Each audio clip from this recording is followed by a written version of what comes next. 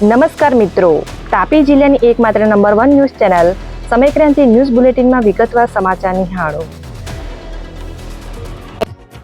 સોંગઠ તાલુકાના ચીખલી ખડકા ખાતે તણાઈ ગયેલા ઈસમનો મૃતદેહ નજીકથી મળી આવ્યો. તાપી જિલ્લાના સોંગઠ પોલીસ ખાતેથી રવિવારના રોજ 1 કલાકની આસપાસ મળતી વિગત મુજબ ચીખલી ખડકા ખાતે કોતરના પાણીમાં બાઇક સાથે 3 જણા તણાઈ ગયા હતા, જે પૈકી 2 યુવક બહાર નીકળી આવ્યા હતા અને 1 તણાઈ ગયો હતો. જે યુવક ઉમેશ ગામિતનો મૃતદેહ ત્યાં નજીકથી મળી આવતા પોલીસે અકસ્માત મોતનો ગુનો દાખલ કરી કાર્યવાહી હાથ ધરી છે. વ્યારા શહેરના ઉના નાકા નજીક આવેલ ઇલેક્ટ્રોનિક્સની દુકાનમાંથી સામાન લઈ ચેક આપી ચેક રિટર્ન થતા ફરિયાદ નોંધાઈ. તાપી જિલ્લાના વ્યારા પોલીસ ખાતેથી રવિવારના રોજ 4 કલાકે મળતી વિગત મુજબ વ્યારા શહેરના ઉના નાકા નજીક આવેલ ગણેશ ઇલેક્ટ્રોનિક્સ નામની દુકાનમાંથી રવિ જૈન નામના ઈસમને 2,11,000નો સામાન આપ્યો હતો, જેમાં પેમેન્ટ માટે તેમણે ચેક આપ્યો હતો. જે ચેક રિટર્ન થતા ઇલેક્ટ્રોનિક્સની દુકાન માલિકે છેતરપિંડીની ફરિયાદ આપતા પોલીસે ગુનો દાખલ કરી કાર્યવાહી હાથ ધરી છે. ઉચ્છલ તાલુકાના વડપાડા ભીત નજીક એસટી બસને અકસ્માત નડ્યો. તાપી જિલ્લાના ઉચ્છલ તાલુકાના વડપાડા ભીત ગામની સીમમાં ટેમ્પો રિવર્સ લેતા એસટી બસને અકસ્માત નડ્યો હતો. જેંકે 4:30 કલાકે મળતી વિગત મુજબ સુરતથી નિઝર જતી એસટી બસને અકસ્માત નડ્યો હતો, જેમાં એસટી બસને નુકસાન થયું હતું. જોકે મુસાફરોને કોઈ ઈજા પહોંચી નહીં હતી. તાપી જિલ્લામાં વરસાદી માહોલ વચ્ચે 12 માર્ગ બંધ હાલતમાં.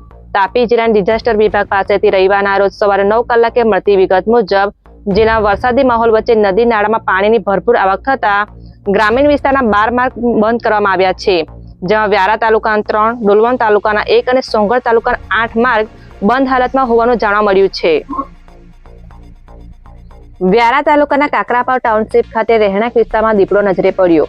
તાપી જિલ્લાના વ્યારા તાલુકાના કાકરાપાવ ટાઉનશીપ ખાતે રહેણાંક વિસ્તારમાં શનિવારે રાત્રિ દરમિયાન દીપડો નજરે પડ્યો હતો, જેને લઈ સ્થાનિકોમાં ભય જોવા મળ્યો હતો. બનાવને લઈ દીપડો લટાર મારતો હોવાનો વિડીયો રવિવારના રોજ 11 કલાકે સોશિયલ મીડિયામાં વાયરલ થયો હતો. વ્યારા તાલુકાના કાટેજકુવા નજીક ગામે મહિલાને સાપે ડંખ મારતા સારવાર અર્થે ખસેડાયા. તાપી જિલ્લાના વ્યારા સિવિલ હોસ્પિટલ ખાતે રવિવારના રોજ 5 કલાકની આસપાસ મળતી વિગત મુજબ વ્યારા તાલુકાના કાટેજકુવા નજીક ગામે મહિલા મરિયમબેન ગામિત ખેતરમાં કંઈક કામ કરી રહ્યા હતા, ત્યારે અચાનક સાપે ડંખ મારતા પરિવારના સભ્યોને જાણ કરવામાં આવતા તાત્કાલિક વ્યારા સિવિલ હોસ્પિટલમાં સારવાર અર્થે ખસેડવામાં આવ્યા હતા, જ્યાં સારવાર આપવામાં આવી રહી છે. તાપી જિલ્લાના ઉકાઈ ડેમના દરવાજા ફરી ખોલવામાં આવતા કાંઠાના ગામોને સાવચેત કરાયા. તાપી જિલ્લાના ઉકાઈ ખાતે આવેલ ડેમમાંથી રવિવારના 12 કલાકે 41,220 ક્યુસેક પાણી તાપી નદીમાં છોડવામાં આવ્યું હતું, જેમાં ઉકાઈ ડેમના 4 દરવાજા 3 ફૂટ ખોલી પાણી છોડવામાં આવ્યું હતું, જે પાણી રૂલ લેવલ જાળવવા છોડવામાં આવ્યું હતું. ડેમની સપાટી હાલ 335.64 ફૂટ પર પહોંચી હોવાની માહિતી પ્રાપ્ત થઈ છે. સોંગઠ તાલુકાના શ્રાવણેથી આમ થવા તરફ જતો માર્ગ પાણીમાં ગરકાવ થતા સમસ્યા વધી. તાપી જિલ્લાના સોંગઠ તાલુકામાં તેમજ ઉપરવાસમાં પડેલા વરસાદ વચ્ચે સોંગઠ તાલુકાના શ્રાવણેથી આમ થવા તરફ જતા માર્ગ પર આવતા લો લેવલ પુલ પાણીમાં ફરી વળતા રવિવારના રોજ 9 કલાકે માર્ગ બંધ હાલતમાં રહ્યો હતો, જેને લઈ સ્થાનિક લોકો તેમજ વાહન ચાલકોની સમસ્યામાં વધારો થયો હતો. ડોલવણ પોલીસે અંતાપુર ગામે રેડ કરી વિદેશી દારૂ વેચાણ કરતા ઈસમને ઝડપી પાડ્યો. ડોલવણ પોલીસ મથકેથી રવિવારના 4 કલાકની આસપાસ મળતી વિગત મુજબ અંતાપુર ગામના પેલાળ ફળિયામાં પોલીસે રેડ કરી હતી, જ્યાં હિતેન્દ્ર ચૌધરીના ઘરના પાછળના ભાગેથી પોલીસે વિદેશી દારૂના 32 નંગ જેટલી બોટલનો જથ્થો ઝડપી લઈ ઈસમની સામે ગુનો દાખલ કરી કાર્યવાહી હાથ ધરી છે.